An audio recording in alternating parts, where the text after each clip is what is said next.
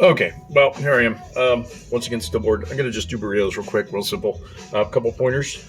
Before you put your meat in the pan, you always want to make sure the pan is hot, but I'm also going to saute some onions a little beforehand. So I'm going to be using some of the chicken smelt that I make out of the chicken skin, the chicken fat from the chickens when I break those down. But once again, it's important that your pan is hot before you put any kind of oil in there. If you put the oil in there when it's cold, you take a chance on burning your oil. So I will just take this. And then we just kind of get it all in here, just like so. Whoop. Where'd my towel go? Just like that. Then we let that warm up. And then whenever that gets warm enough, we just drop our onions in, like so. Okay.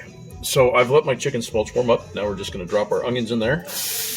Ooh, what a sound. Love that sound. The best thing about this is after you do that, it's the smell. You can't beat the smell of cooking onions or garlic and cooking onions. So you're just going to mix all this together until they get a little bit more done. Just give them a little bit more. Just to get them a little soft before you stick your meat in. Okay, so you've actually got a little bit of, if you lighten the onions up a little bit, now I always portion out my meat. We're going to drop our meat in there like so. Make sure that's got a nice sizzle on there. Once again, you want to make sure you hear that sizzle, because if you don't and the pot is cold or not warm enough, you take a chance on boiling your meat instead of browning it and getting it ready. So you always want to make sure you've got a hot pan going for you. Now, also, when I do my burritos, I use my own homemade mixture.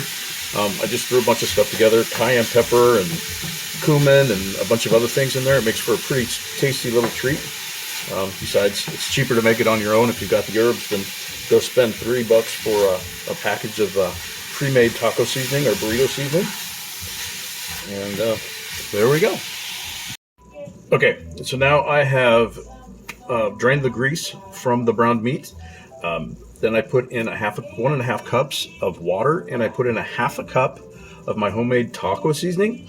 It all came together real nice. What we did is we brought it to a boil. Once it gets to a boil, you want to reduce it down to a little simmer and let it reduce and thicken up. That's basically how it goes. If you guys are interested in my little taco seasoning, homemade taco seasoning, reach out to me and I'll make sure you get it. Have a good night.